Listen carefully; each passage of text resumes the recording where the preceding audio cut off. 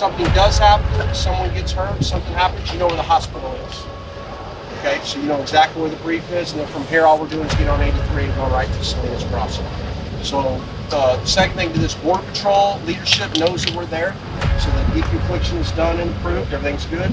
The owners of the property that are giving us permission to be on there are also have given us approval to be there. So we're covering both fronts.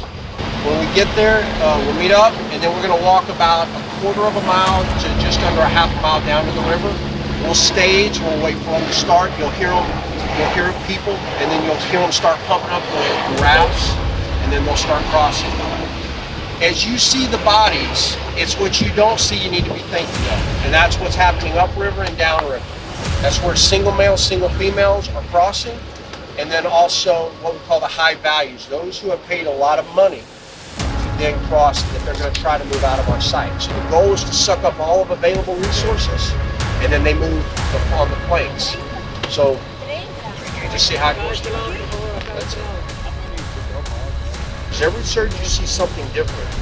2014, it was unaccompanied alien children. We've never seen that before, along with some Central Americans. Then in 2019, it was a lot more Central Americans, a lot more South Americans, with some special interest aliens. Those are people who come from a country with a terrorism nexus. Doesn't mean they're terrorists, but we saw more of that. And now in this one, we see three factors. The world is coming. We see more fentanyl than we've ever seen. And then the third and final thing is what you'll see tonight is that adjustment into traffic. It's a tough thing. I'll be honest, you're going to be humbled tonight when you see these families. To cross what you're going to see tonight would cost $100. Now, if you're a Mexican citizen, it's $2,500. They don't have the money for that. If they are Central American, it's $3,000. If they're Chinese, it's $5,000, and if they're Russian or Middle Eastern, it's $9,000 just to cross at the water. Never mind all of their other trips. So they're daisy chained by these smugglers, and they're out of money. So when you see these wristbands, you'll see them on the very small, tiny ones. You'll even see them up on their arms or down on their wrist. That's trafficking, and the reason is because they don't have the money. Yeah, they're claimed by the cartel, whatever perspective. Yes, sir, exactly. Which one operates the most good? Sinaloa? This is all CDG, Cartel de Golfo, and now CJNG is moving in. And that's why we had the violence on Monday. That's why we had it yesterday, and then also the 21 killed in Reynosa on, what was that, last Wednesday. So it's causing a pressure wave, but that's what happens when a new cartel moves in. No Mexican government control whatsoever? No, sir. And you will see, and that's where I'm so frustrated tonight. You and I hoping we can really talk about that, because we broke the story on the wristbands February 14th nationwide. Since then, there's been a lot of media down here covering it. And to this day, no Mexican military on the other side, no one patrolling.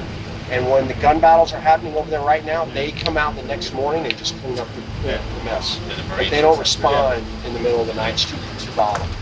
And so they just leave the people to deal with it. And that's exactly what you're saying, loss of control. Yeah. Total loss of control. So it's a failed state. Yes, sir. Absolutely. All day. It really is. Very few willing to say it and admit it. So, I will tell you this much here in this county. We don't have really a bunch of Republican officials. It's just very limited, and I wish that can change, and I'm praying that can change, and I encourage people that if they can do it, change themselves to do it. Trying. So, as much as I can help, I'm here to do that, and mostly expose the truth, and I'm praying that our president gets back on the office. Yes, sir. Amen. We need Trump back in there. Yes, sir. Right. A lot of those people that you saw tonight, I will promise you, are sexual assault victims. Haven't eaten in days. You would be stunned at how a lot of that these cartels treat them. Last time we were here, there was a woman who they picked up, took her to Reynosa. She was kidnapped. Her and another woman were raped, and then brought back across. She was released through the pastor was one to tell us her story. So again, the cartels are the problem, and that's what we're trying to expose here. So. Hey, greetings everyone. Lieutenant Colonel Alan West. At a little after 1 a.m., the morning after our Independence Day, here are people illegally coming into the United States of America. The smugglers just bringing them right across on these rafts, and some of these rafts are even on this side on our shores here with some other life jackets. But our border is not secure. I don't know what anyone is talking about. I don't know how anyone can be sleeping in their beds realizing that this is what's going on. We're right here in the Roma sector. And the important thing about as we're looking at these people being brought ashore here into the United States of America, they're not going to be arrested. They're not going to be arrested with trespassing, which is what I think Governor Abbott talked about. They're going to be brought in, they're going to be quickly processed, and they're going to be flown and dispersed all across the United States of America.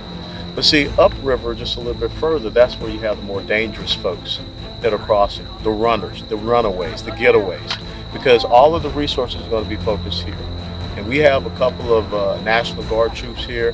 What they are is an LPOP. And what does that stand for? Listening Post, Observation Post. And what they do is they call in and they say we've got X amount of people here so that the Border Patrol can bring buses, whatever resources, to take them to a facility, get them processed. And the next thing you know, they're going to be out of here. Now, what was so interesting was that when we got here and we could look across and see the lights flickering on the other side, the smuggler yelled across the river, "I got 80," in Spanish, to let us know he's bringing 80 across. Does anyone say you should not come across? You should stay on your side? No. They just said, come on over. This is appalling. This is why leadership is on the ground here in the middle of the night so that you know what's going on. You can see it right there. Welcome to America. It's not about knocking on the front door. They're just coming in the back door.